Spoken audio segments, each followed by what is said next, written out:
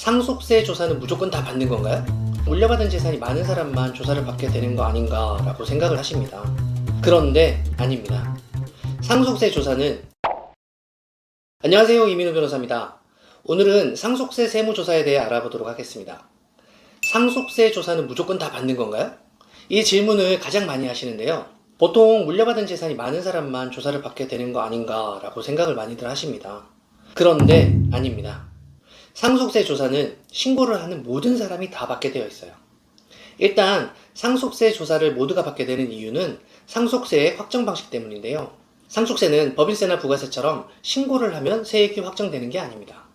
정부가 부과 결정하는 세목이라고 해서 과세관청이 세액을 얼마나 부과할지 조사를 하고 결정을 해야만 하기 때문에 상속세 신고를 하면 신고 내역이 맞는지 상속세 조사가 반드시 진행됩니다. 다만 받는 조사의 종류가 다를 뿐이죠. 상속재산이 일정 규모 미만이라고 하면 간이 서면 조사로 진행이 됩니다. 만약 세무서가 검토할 게 있다면 소명자료를 내라 라고 해서 이걸 확인한 다음 문제가 없으면 조사가 종결되죠. 그런데 여기서 해명을 제대로 하지 못했다 그러면 그에 대한 세무조사가 이루어지는 겁니다. 보통 상속재산이 50억 원을 초과하면 본인의 관할 지방국세청에서 상속조사를 실시하고 50억 미만이라면 관할 세무서가 조사를 하는데요. 상속세 신고를 했다고 절대 끝이 아닙니다. 신고를 하고 나서 4개월 또는 늦으면 1년 후에 조사를 받게 되기 때문에 추후 생길 문제를 대비해서 반드시 관련 자료를 보관하고 있는 것이 좋습니다. 그렇다면 상속세 세무조사에서 도대체 무엇을 중점적으로 조사를 할까요?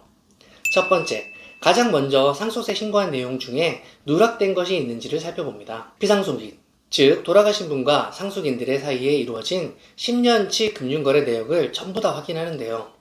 그래서 이 내용들을 쭉 살펴보는데 그 기간 동안 사전증여로 의심되는 부분이 있는지 확인을 하게 됩니다. 만약 그 기간에 상속인들이 부동산을 매입했는데 이 취득자금의 원천이 불분명하다, 어디서 돈이 나서 부동산을 산 건지 모르겠다 라고 판단한다면 상속인들은 이에 대해서 소명을 해야 합니다.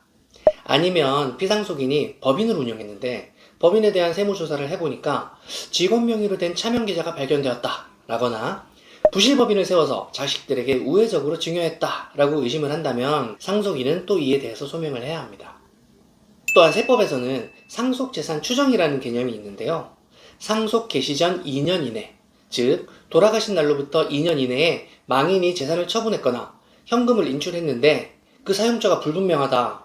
그러면 이를 상속받은 것으로 추정을 해서 상속인들에게 세금을 부과하게 되는 겁니다. 두 번째로 상속세 세무조사에서 중점적으로 검토하는 내용은 바로 상속재산 평가가 적정하게 이루어졌는지 여부입니다. 보통 상속받은 재산은 대부분 부동산이거나 예금 또는 주식이잖아요.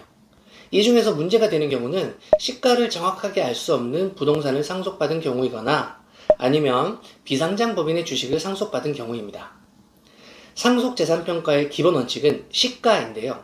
그래서 우리가 쉽게 시가를 알 수 있는 아파트는 딱히 문제가 되지 않습니다. 보통 저희 사무실로 찾아오시는 분들을 보면 시가를 정확히 알 수 없는 꼬마 빌딩이나 비상장 법인의 주식평가를 낮게 신고했다 이렇게 세무서가 판단을 해서 그 재산에 대해서 세무서가 다시 재평가를 하는 경우입니다. 그리고 이를 바탕으로 세금을 과하게 부가처분했다, 그래서 억울하다 라고 생각하시는 분들이 찾아오시는데요.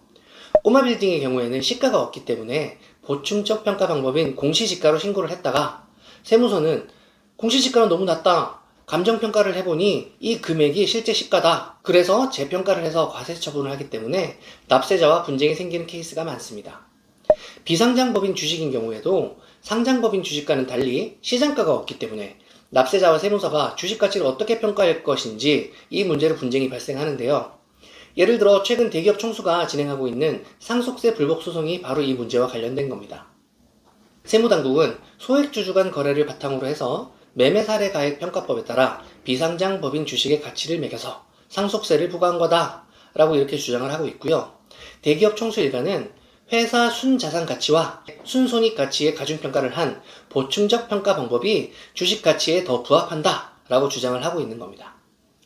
우리가 상속세 세무조사를 막연히 무섭게 생각하고 있는 이유는 바로 세금에 더해지는 가산세 때문일 텐데요. 만약 사전 증여한 내역이 걸리면 증여세에 신고불성실 가산세, 납부지연 가산세도 내야 하고, 그리고 다시 상속재산에 합산이 돼서 상속세도 다시 산정이 되기 때문에 실제로 세금 폭탄을 맞게 될 수 있습니다. 여기까지 영상을 보고 계신 분들 중에 이미 상속세 세무조사를 받은 분들도 계실 텐데요. 분명히 세무조사 때 소명을 충분히 했다 라고 생각했는데 납부고지서를 받아보니까 너무 많은 세금이 나와서 억울한 분들도 계실 겁니다. 이런 경우에는 조세불복 절차를 통해서 과세관청의 처분이 위법하고 부당하다라는 점을 다퉈볼 수 있습니다. 자세한 대응 방법에 대해서는 별도의 영상에서 구체적으로 이야기해 드렸으니 고정 댓글에 영상 링크 달아두도록 하겠습니다. 보시면 도움 되실 겁니다. 오늘도 영상 시청해 주셔서 감사합니다.